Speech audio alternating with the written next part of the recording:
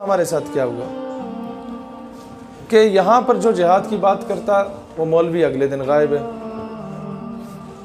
आपको मस्जिद के मेंबर पे नमाज का दर्स दिया जाएगा, रोज़े का दर्स दिया जाएगा, हज का दर्स दिया जाएगा, ज़कात का दर्स दिया जाएगा, और जब कहा जाएगा कि जनाब बहनों के साथ ज़्यादतियाँ हो रही हैं तो आप कहेंगे हम दुआएं करेंगे ना जनाब। वहाँ कहा जाता है जनाब ज़्यादती हो रही है, कौम की बेटी को उठा के ले गए अमेरिका वाले, जी हमारी दुआएं आपके साथ हैं। चलो मेरी दुआएं उनके साथ हैं, मौलाना साहब की दुआएं उनके साथ हैं, वज़ीर आज़म की भी जब सिर्फ दुआएं ही साथ हैं तो भाईजान फिर आपके वज़ीर आज़म और हम में फ़र्क क्या हुआ? जब दुआएं ही आपके साथ हैं सिर्फ, तो फिर ये एटम बम क्या फूफी की शादी में तो नहीं छुड़ाना ना, इसे किसी मकसद के लिए रखा हुआ है।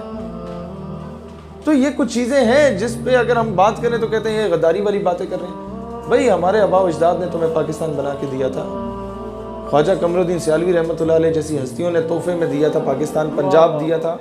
अमीर मिलत पीर जमात अली शाह रहमतुल्लाह अलैह जैसी हस्तियों ने पंजाब दिया था।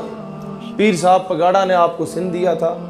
पीर ऑफ मानकी ने उस वक़्त जब एक तहरीक चल पड़ी थी नेहरू के हक में, तब पीर ऑफ मानकी ने उससे अगेंस्ट खड़े होकर कायदे आज़म का साथ दिया था। बड़ा मुश्किल वक्त होता था।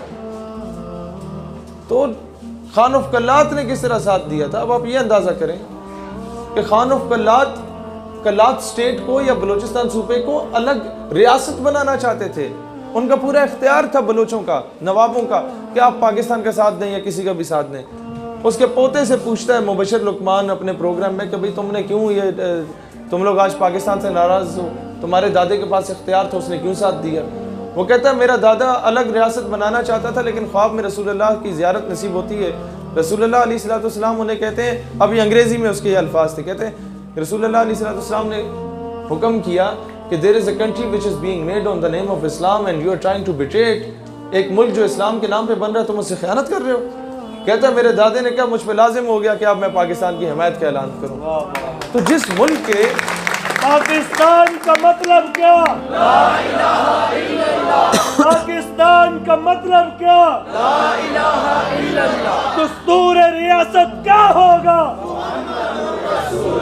दस्तूर रियासत क्या होगा?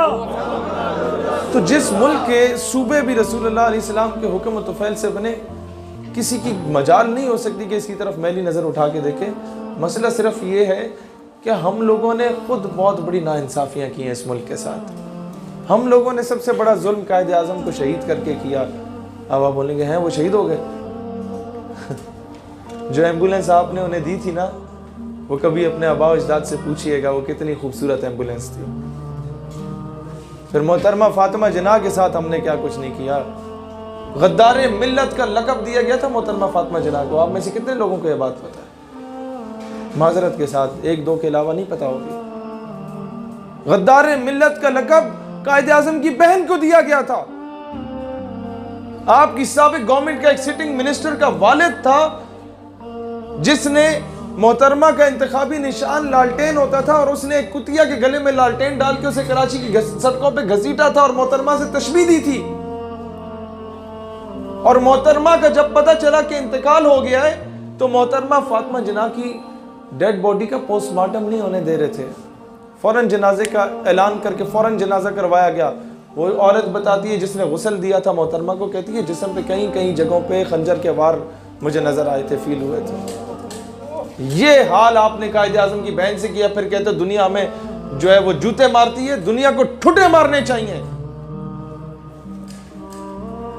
एहसान फरामोश कौम है हम, एहसान फरामोश। बच्चों को कायद का एहतराम तो सिखाया नहीं हम लोगों ने। हर किताब में एक जगह क्या, वो बुजुर्ग गुस्से में आ गए कि आप क्या कह रहे हैं, हमने अच्छी तरबियत की है बच्चों की। मैंने कहा जनाब किताब पहली थमाई तो क्या पकड़ाया? कहते हैं ABC। मैंने कहा दूसरी किताब उठाई, क्या पढ़ाया बच्चे को? कहते हैं अलिफ बे पे। मैंने कहा यही सबसे बड़ा अलमिया है। तीसरे सफ़ा खोल के किताब का ABC, दूसरी किताब का भी तीसरा सफ़ा खोल के अलिफ बे पे पढ़ाते हो। और वो जिस पंजाब टेक्स्ट बुक बोर्ड पे उस किताब के पहले सफ़े पे जिस बाबे की तस्वीर लगी होती है, वो बाबा कौन है ये नहीं बताते। यही वजह है कि आपका बच्चा पहली बार कॉपी पेंसिल उठाता है तो उसी बाबे की दाढ़ी मूंछ बना रहा होता है और माथे पे टीके बना रहा होता है। देख लो जाके कॉपीज, नहीं बताते उसका एहतराम। वक्त का वली और दरवेश था वो। ये उन खुशनसीब लोगों में था मोहम्मद अली जिन्ना जिसे बेदारी की हालत में रसूलुल्लाह अलैहिस्सलाम की ज़ियारत नसीब हुई थी, और आपने हुक्म किया था कि वहां जाओ पाकिस्तान, वो पाकिस्तान के लिए काम करो, बरे सगीर में जाओ।